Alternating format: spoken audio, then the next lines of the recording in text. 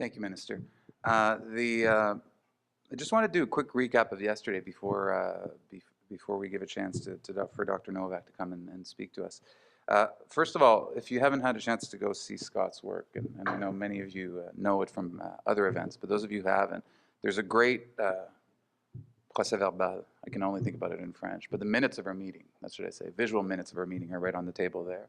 And they're awesome, as is the case. So thank you very much, Scott. This always brings a fresh dose of energy, and it gives us a good sense of kind of the key learnings.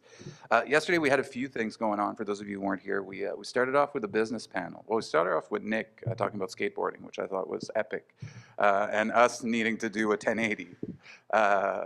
So that was kind of the kickoff for the day, and then moved on to a business panel. And I just wanted to touch on a few of the key things that kind of came out. One is, as the minister indicated, that business minister has to run out to a cabinet meeting, so I think he would have loved to stay, but I just wanted to make sure. So the first thing we talked about is that there are already a lot of thriving businesses that were built on government data and in the province here, and some names were mentioned: Caris, Rene, and the minister just talked about Hotspot, and there's several others. So it's already driving the economy. It's about how much more gas we can put on that fire. We talked a lot about the social enterprise sector, how there's great opportunity in the intersection of community engagement, community groups, and the data the government holds to kind of create new value, and not only economic value, but social change.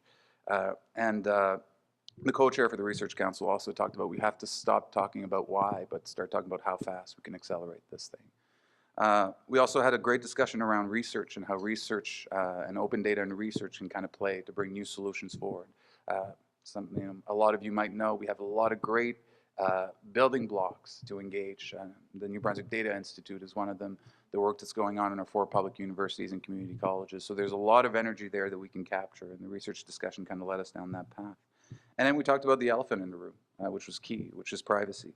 And there was a key phrase, I think, that kind of summed up yesterday, which was essentially data moves at the speed of trust, right? That we need to be able to build those trusting relationships, those systems that allows government and the public to essentially buy into to open data and what we want to do with it.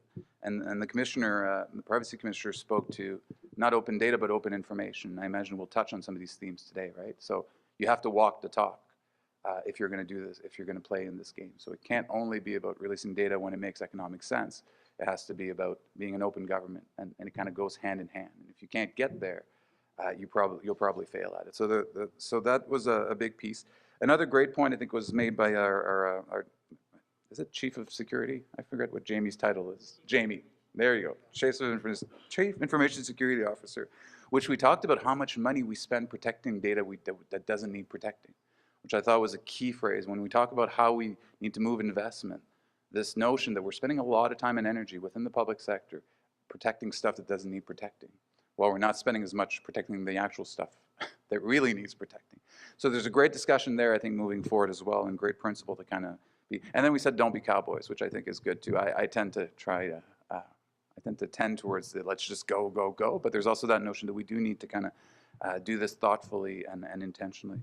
And then we kind of started to look at solutions in the afternoon with Paul Millen coming and talking about the solutions revolution. This idea that government needs to evolve, and we heard a bit about it in the minister's speaking notes. But this idea that we need to build new places because the solutions aren't within government, and they're not necessarily strictly within business either. But we need to create those spaces where we work together and we pull in together.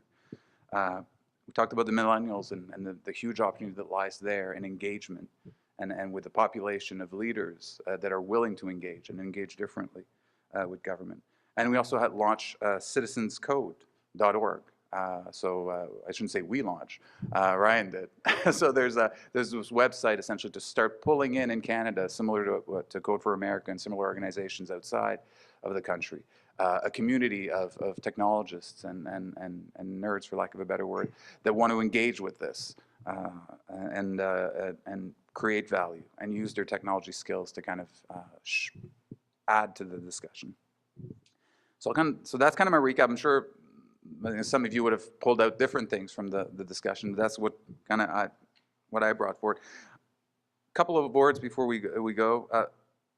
One thing that kind of left me thinking yesterday is the confusion often between open data and private data, right? So often we use the notion of protecting privacy as an excuse not to do open data, and there's tons of data out there that's not subject to privacy concerns and that should just be digital by default and open by default. So I think that's one of the things where yesterday when I was listening to people speak, there are real concerns about privacy that need to be addressed, but there's also areas where there's no concerns at all, and we just need to be able to move on them. Talked about digital literacy as a tool, which I think was key, and the notion that in order to move forward, we need some type of public engagement mechanisms where we teach people, not just young people, but society at large, how to be digitally literate in today's world. And we talked about letting people play, and I think Dr. Novak will probably speak to some of those elements as well, but this notion that both civil servants, NGOs, et cetera, we need to create spaces where people play, and that speaks to the solutions piece we talked about during following Macmillan's talk, where we need those spaces for creativity, for civil servants, where we feel comfortable engaging in new solutions and taking risks and failing, right? Where we can feel comfortable failing. I'll leave you with the following thing. As some of you might know by now, we went to Estonia a couple of times, myself and a few people in the room here. And I don't want to start talking about that because I could talk for a very long time. But I do want to touch on some very key things that we brought back, which were the do's and don'ts that they talked to us about. So if we're going to move ahead, and I think we will, I know we will, the one thing that they left us with is that what we need to do is create a decentralized distributed system, right? So that we can link components, add them when we need it, no matter what platforms we're using.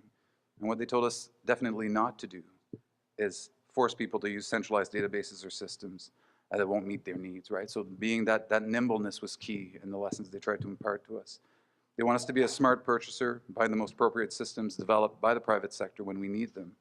But they don't want us to waste millions contracting large, slow development projects. And those are kind of the lessons they learned as they kind of went along, right? Always that notion of nimbleness at the core of this.